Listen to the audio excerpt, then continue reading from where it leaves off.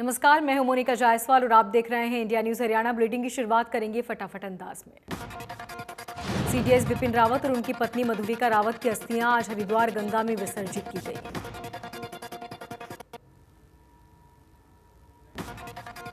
General की दोनों बेटियां कृतिका और तारिणी ने दिल्ली कैंट में स्थित बरारा स्क्वायर क्रेमेटोरियम में अपने माता पिता की अस्थियां एकत्रित की।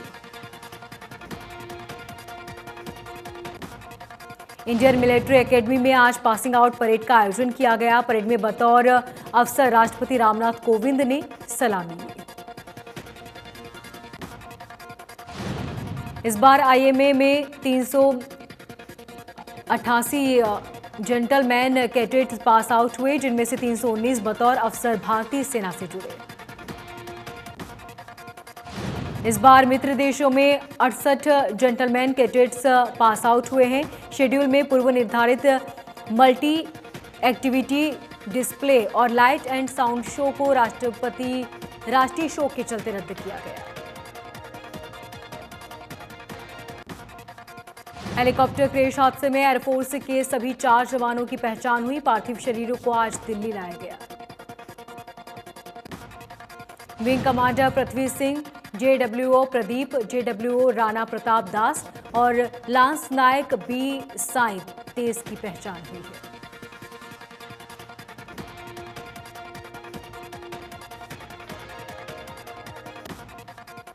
प्रधानमंत्री मोदी आज यूपी के बलरामपुर में सरयू नहर राष्ट्रीय परियोजना का उद्घाटन किया।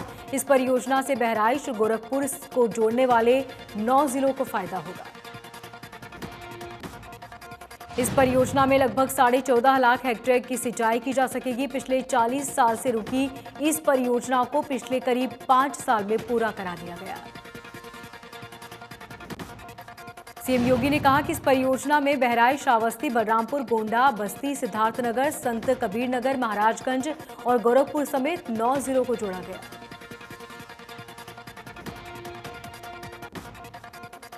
एक साल से दिल्ली की अलग अलग सीमाओं पर जमे किसानों का धरना प्रदर्शन आज खत्म हुआ। सभी बॉर्डर पर किसानों ने विजय दिवस मनाया और अपने घरों की तरफ रवानगी की। किसानों ने बॉर्डर पर नाच गाकर जश्न मनाया। अब ये ट्रैक्टर ट्रॉलियां पंजाब, हरियाणा और यूपी के खेतों में वापस पहुंचेंगी। 15 दिसंबर को पंजाब के सभी मोर्चे खत्म हो जाएंगे और साथ ही 13 दिसंबर को किसान स्वर्ण मंदिर जाएंगे। इसके बाद 15 जनवरी को किसान समीक्षा बैठक करेंगे। किसानों की घर वापसी पर किसान नेता राकेश टिकैत ने कहा कि किसानों को घर लौटना शुरू हो गया है, लेकिन आंदोलन अभी खत्म नहीं, स्थगित हुआ है। किसान आंदोलन कई दिनों बाद आज खत्म हुआ। किसान अब घर वापसी कर रहे हैं। पानीपत के टोल प्लाजा पर दिल्ली से पंजाब की तरफ लौट रहे किसानों के स्वागत के लिए तैयारियां जोरों पर। किसानों के स्वागत के लिए यहां पर 1 दर्जन से अधिक स्टॉल लगाए गए। विभिन्न प्रकार के व्यंजन किसानों के लिए तैयार किए गए। भारी संख्या में किसान अभी से जमा होने शुरू हो गए। वहीं किसानों का कहना है कि ये पूरे देश की जीत है, क्योंकि किसान देश की अर्थव्यवस्था में एक अहम रोल अदा करते हैं और इस जीत का उन्होंने खुशी जताते हुए जश्न मनाया। वहीं किसान खुशी से झूमते भी नजर आए। सोनीपत में रूट डायवर्ट करने के बावजूद लगा भारी वाहनों का जाम। एचएच 44 पर कई किलोमीटर तक फंसे लोग। किसानों की घर वापसी की वजह से प्रशासन ने रूट डायवर्ट किया था। करनाल के बस्ताड़ा टोल प्लाजा पर दिल्ली से वापसी कर रहे किसानों के जत्थे पहुंचना शुरू हुए। किसानों के स्वागत के लिए टोल पर सजावट की गई और मंच लगाया भी गया।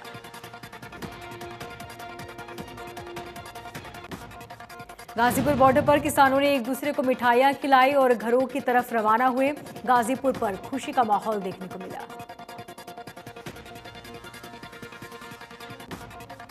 गुरुग्राम में खुले में नमाज को लेकर हो रहे विरोध पर मुख्यमंत्री मनोहर लाल ने कहा कि खुले में नमाज बिल्कुल बर्दाश्त नहीं की जाएगी। फिलहाल इस पूरे मामले को लेकर जिला प्रशासन इस पर मंथन कर रहा है और सभी लोगों को समझाइश भी दी जा रही है कि खुले में नमाज करना गलत है।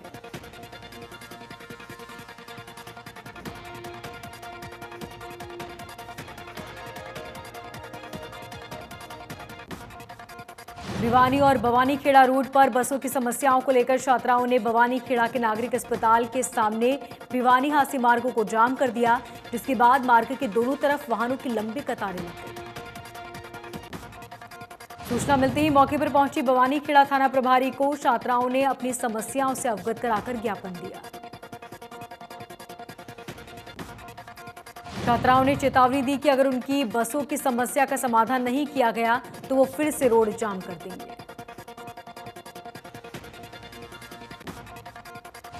बल्लभगढ़ हाईवे से लोकल और इंटरनेशनल रूट पर चलने वाली प्राइवेट बसें हरियाणा सरकार को करोड़ों रुपए का चूना लगा रही हैं। हरियाणा की परिवहन मंत्री ने कई बस ऐसी थी जिन्हें पकड़ा, लेकिन विभागीय अधिकारियों की मिलीभगत से ये दोबारा रोड पर दौड़ती नजर आ रही है। विभागीय अधिकारियों की माने तो इन बसों की कुल संख्या 60 के करीब है। हालात ऐसे हैं कि प्राइवेट बस संचालक जबरन हरियाणा रोडवेज की बसों के यात्रियों को उतारकर अपनी बसों में भर लेते हैं। लोहारू के सैनिवास गांव में पंचतत्व धाम पर विशाल रक्तदान शिविर का आयोजन किया गया। रक्तदान शिविर में मुख्य अतिथि के तौर पर मनोज जी.एम. ने शिरकत की। रक्तदान शिविर में 53 यूनिट रक्तदान हुआ। मनोज द्वारा ये पौधारोपण भी किया गया। इस अवसर पर उन्होंने कहा कि रक्तदान मानव की सबसे बड़ी सेवा है। राजकीय माध्यमिक विद्यालय गहुला में छात्रा माफी ने बहरीन में आयोजित पैरा यूथ एशियन गेम्स में सिल्वर पदक जीता। माफी ने 400 मीटर रेस में सिल्वर पदक जीता। माफी एक पैरा एथलीट है। बचपन में जब वो 5 साल की थी तो माफी का एक हाथ मशीन में आकर कट गया था। माफी की जीत पर गोहलाट्रिका में खुशी का माहौल। पूर्व भाजपा विधायक गुलवंत और नेकी का घर संस्था सहित क्षेत्र के गणमान्य व्यक्तियों ने माफी की जीत पर बधाई दी। नूंह में 26 दिसंबर को विपक्ष आपके समक्ष कार्यक्रम को सफल बनाने को लेकर कांग्रेस कार्यकर्ताओं की बैठक जिला मुख्यालय नूंह स्थित सीएलपी उप नेता विधायक आफताब अहमद के आवास पर हुई।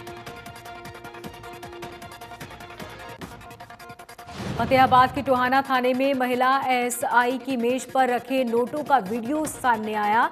पास में बैठे लोग नोटों की गिनती करते नजर आए। एसपी ने महिला एएसआई से इस पूरे मामले में जवाब मांगा। विवाद को निपटाने के लिए 8 लाख रुपए तय किए गए थे। महिला एएसआई की मेज पर रखी नोटों की गड्डियों ने पूरे मामले को संदिग्ध बताया। वीडियो वायरल होने के बाद हरकत में आई पुलिस। आंगनबाड़ी वर्कर्स और हेल्पर्स का लघु सचिवालय परिसर में धरना शुक्रवार को तीसरे दिन भी जारी रहा। आंगनबाड़ी वर्कर्स और हेल्पर वेतन में बढ़ोतरी नहीं होने से बेहद परेशान नजर आए। झज्जर में आंगनबाड़ी वर्कर्स ने ऑफलाइन काम करने की मांग को लघु सचिवालय परिसर में धरना देकर और नारेबाजी करके सामने लेकर आए। आंगनबाड़ी वर्कर्स काली चुनरी ओढ़कर विरोध जताती नजर आए। सभी को पता है कि आंगनबाड़ी वर्कर्स इस ट्रैकर में काम कर रही पाई गई, क्योंकि उनके पास न तो स्मार्टफोन है और न ही ऑनलाइन काम करने का कोई नॉलेज। नूंह में सीएम फ्लैग ने अवैध अस्पताल पर बिना अनुमति के चल रहे अस्पताल पर छापेमारी की और 3 लोगों के खिलाफ केस दर्ज किया।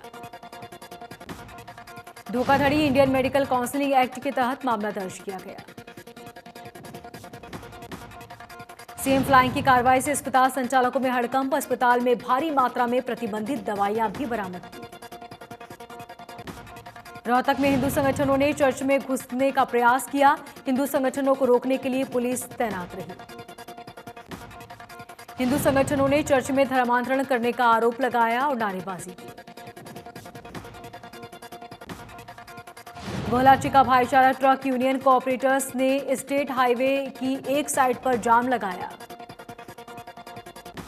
ऑपरेटर्स ने हरे भरे पेड़ों को तोड़ने वालों पर कार्रवाई करने की मांग की। देश में कोरोना के नए वेरिएंट की दस्तक, 33 नए केस मिले, जिसके बाद महाराष्ट्र में 17 और राजस्थान में 9 नए मामले सामने आए। दिल्ली में ओमिक्रॉन का दूसरा मामला सामने आया, विदेश से आए यात्री में संक्रमण पाया गया। महाराष्ट्र में अब तक ओमिक्रॉन के 17 केस सामने आए, वहीं महाराष्ट्र में शुक्रवार को ओमिक्रॉन के 7 मामले सामने आए थे। मुंबई में ओमिक्रॉन की केस सामने आने के बाद महाराष्ट्र सरकार ने आज और कल के लिए धारा 144 लागू कर दी। मुंबई में ओमिक्रॉन के बढ़ते मामलों के चलते फैसला लिया गया, आदेश का पालन न करने पर आईपीसी की धारा 188 और अन्य कानूनी प्रावधानों के तहत कार्रवाई की जाएगी। ब्रिटेन में गुरुवार को ओमिक्रॉन के 249 और मामले की पुष्टि हुई है।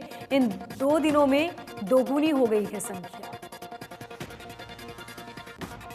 WHO ने ओमिक्रॉन वेरिएंट को लेकर बूस्टर शॉट्स के लिए कोविड-19 टीकों की जमाखोरी के खिलाफ देशों को चेतावनी दी है। देश में कोरोना के 7,992 नए मामले सामने आए और साथ ही 393 लोगों की मौत हुई है। भारत में 18 साल से अधिक आयु के लोगों को 52.5% वैक्सीन लग गई है।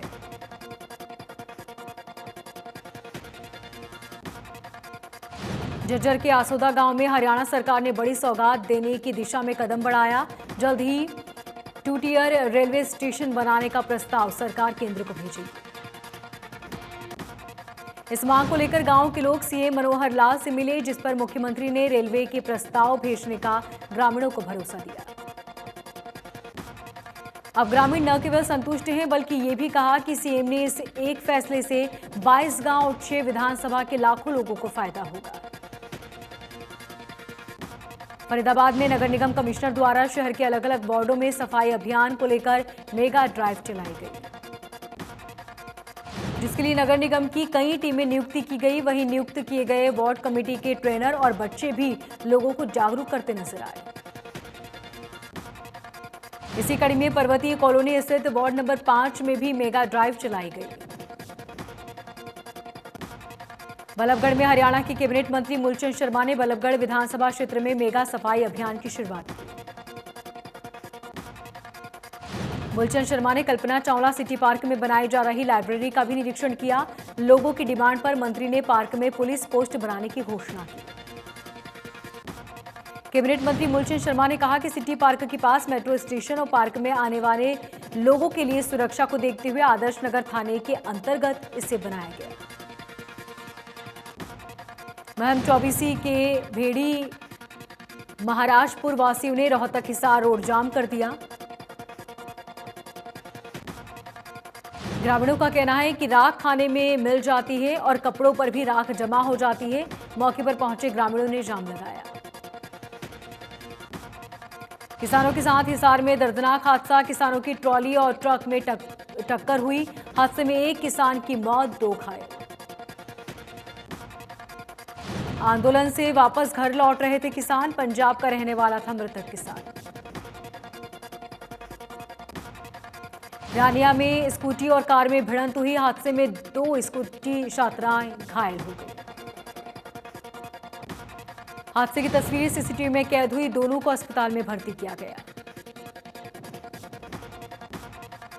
चरखी दादरी के होटल में एक युवक ने पहले अपने साथ आई युवती की गोली मारकर हत्या कर दी, फिर खुद भी गोली मारकर आत्महत्या कर ली। पुलिस ने दोनों के शवों को पोस्टमार्टम के लिए नागरिक अस्पताल भेजा। झज्जर निवासी प्रवीण कुमार, चरखी दादरी निवासी सोनिया कॉलेज रोड स्थित होटल ब्लू डायमंड में आए हुए थे। यमुनानगर के गुलाब नगर में घर के बाहर बाड़े में खड़े एक ट्रैक्टर को कुछ दबंगों ने आग के हवाले कर दिया। गनीमत रही कि जान माल की कोई हानि नहीं हुई। ये घटना हालांकि सीसीटीवी कैमरे में कैद हुई। पुलिस ने सीसीटीवी फुटेज खंगालने शुरू कर दिए। करीना के वार्ड नंबर 5 में चोरों ने नकदी और जेवरात पर हाथ साफ कर दिया। मेजर अपनी मां का इलाज कराने के लिए उसे हॉस्पिटल लेकर गया था। चोरों ने पीछे से घर में घुसकर चोरी की। पुलिस ने अज्ञात चोरों के खिलाफ मुकदमा दर्ज कर लिया। कुरुक्षेत्र में अंबेडकर चौक के नजदीक रेलवे लाइन को क्रॉस करते समय एक व्यक्ति की ट्रेन की चपेट में आने से मौत हो गई। मृतक विजेंद्र कुमार दुखभंजन कॉलोनी का रहने वाला था। मृतक अंबेडकर चौक के पास साइकिल की दुकान चलाता था। कुरुक्षेत्र में जिला पुलिस अपराध शाखा ने लाडवा में हुई लूट की वारदात को सुलझाते हुए 2 आरोपियों को गिरफ्तार किया। लूट के आरोपी विनोद कुमार और चरण सिंह ने लाडवा कस्बा स्थित बाबेन रोड पर गत 30 नवंबर को हथियार के बल पर करीब 4,70,000 रुपए की लूट की।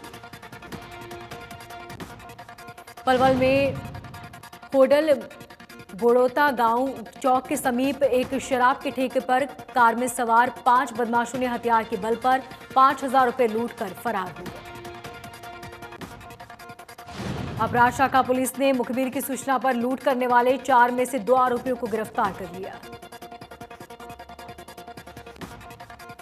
2 दिन के सुधार के बाद दिल्ली में हवा की गुणवत्ता फिर हुई खराब। दिल्ली में 200 के पार पहुंचा AQI लेवल। फरीदाबाद में भी आबो हवा में सुधार है, जहां एयर क्वालिटी इंडेक्स 192 पहुंचा है। भिवानी की आबो हवा में पहले के मुकाबले राहत, जहां एयर क्वालिटी इंडेक्स 170 दर्ज किया गया। हिसार में आबो हवा खराब श्रेणी में दर्ज की गई, जहां एयर क्वालिटी इंडेक्स 186 दर्ज किया गया। गुरुग्राम में एयर क्वालिटी इंडेक्स 170 दर्ज किया गया, जहां दमा के मरीजों को सांस लेने में दिक्कत हो रही है।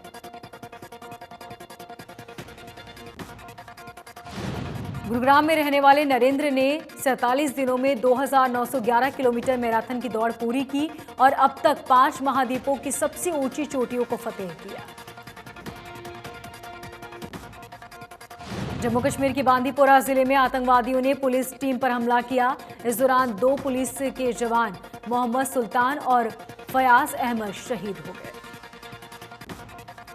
आतंकियों ने यह हमला उस वक्त किया जब पुलिस टीम बंदीपोरा जिले में स्थित गुलशन चौक पर तैनात थी। इस घटना के बाद इलाके को आतंकियों की तलाशी की जा रही है। सर्च ऑपरेशन जारी है। सर्द हवाओं ने राजधानी दिल्ली का पारा गिरा दिया। दिल्ली में कल तापमान 8.3 डिग्री था। मौसम विभाग के मुताबिक दिल्ली में अब तक सर्द हवा चल सकती है।